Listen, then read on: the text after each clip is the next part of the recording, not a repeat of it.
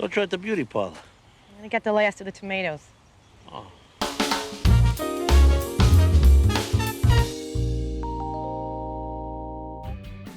They say crime doesn't pay, but that's not necessarily always the case. Successful lifelong criminals are pretty hard to come across. Unless you're a hedge fund manager or shilling some shady cryptocurrency on Twitter, you're going to get caught eventually and punished. But until that happens, you have to live in constant fear. To a certain extent, that even applies to mafiosos like Tony Soprano. We've seen both the romantic and the ugly sides of the mafia life through The Sopranos. So let's take a deeper look at how much Tony Soprano is worth. And of course, consider this your official spoiler warning. And hey, while we're here, comment down below what you'd like to hear me talk about next. It definitely helps the algorithm not hate my channel. And while you're down there, subscribe if you like the content. I'm trying to reach 100,000 by the end of the year. I'd really appreciate it.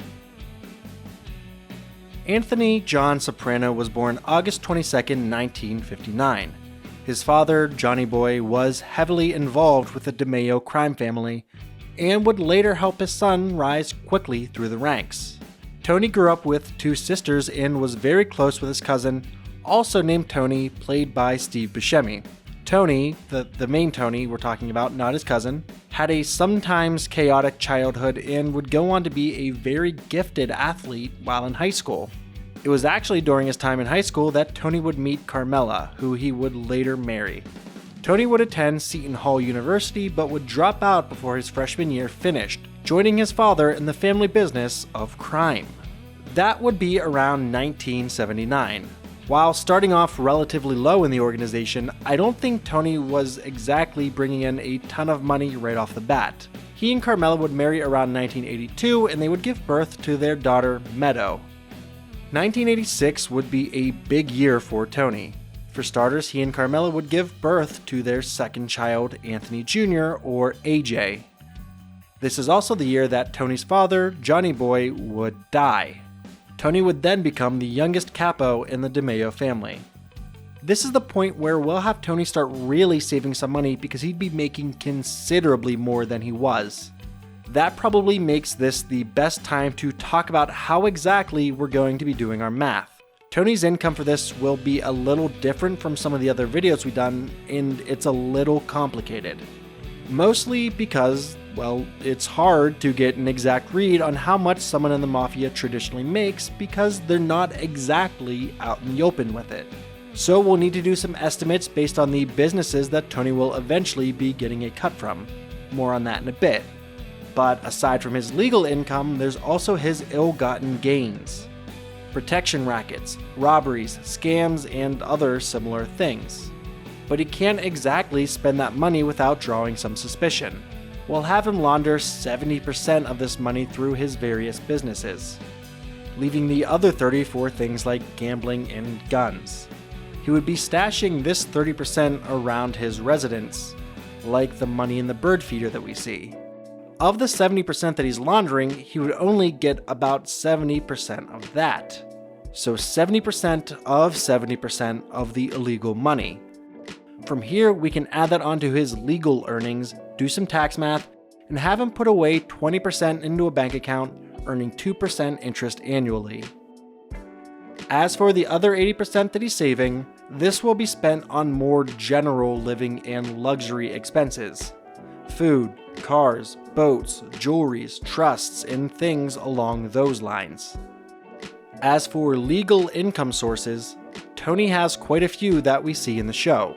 So what I'm talking about now will be Tony at the absolute height of his status, and then we'll kind of reel it back in to be more reasonable for each position he holds before then. He's a consultant for Barone Sanitation. We'll be giving him $100,000 for that. For the pork store, we'll be giving him $30,000. Around $300,000 per year from the construction business, around $40,000 from Bada Bing, and $50,000 from various other business ventures like Webistics. That's a total of $520,000 per year. But that's also before the laundering. So now let's take a look at the crime portion of his empire. We'll be giving him $50,000 per year from protection rackets, $200,000 from gambling operations, $150,000 from robberies and the like, and $50,000 from other various crimes. That's $450,000 of untaxed cash. After accounting for what he's laundering and losing, he's left with around $220,500 per year being added to his taxable income, and $135,000 that's left non-taxable, with 10% of that being stashed around Tony's house and the rest being used for Tony's gambling addiction, any bribing that may need done, and other various crimes. That brings Tony's maximum taxable salary up to $670,500 per year. But that's his salary when he's the boss. Before that, we'll be estimating that he's only making around 1/3 of this. And of course, we'll be adjusting all of these numbers each year for inflation. Now, let's talk about Tony's house. Between his construction business and mafia ties, I don't think it's a stretch that he was able to get some kind of weird, crazy deal on this house. So I'll have him use up any money that would have been saved before this, essentially starting him from zero from this point onward. But with a house like that, property taxes will be pretty crazy. The actual house used in the show was sold in 2019 for $3.4 million. That would put property taxes at around $81,260. The only other major and consistent expense will be the amount that Tony's spending on children. We'll be estimating that at around $8,000 per child. There's also the thought process of Tony paying for lawyers. I think he would essentially try to keep himself distanced from this as much as possible. There would probably be some kind of fund set aside in the mafia to pay off lawyers to keep the money from being traced back to him. Okay, that was a lot of numbers at once, but from here we can fast forward through a lot. Tony officially becomes boss in 1999, so we can bump up the amount of money that he's making to the full amount we see discussed earlier. We see a few major purchases throughout the series, but most of them can come out of the 80% of his taxable income that he's not saving. A few minor things that we'll take out are the $200,000 down payment that he puts down on land that he ends up not buying in 2002, and then there's the $600,000 plot of land that he does end up buying in 2004. We'll have him put down 20%, which would be $180,000. And with that, we can really keep going to the end of the series, which is left, well, this would be the year 2007. By this point, Tony would have $241,294.39 in his bank account. He would have $67,599.24 stashed in various locations. The land plot he bought would be worth $663,440.14, and his home would be worth $2,677,160.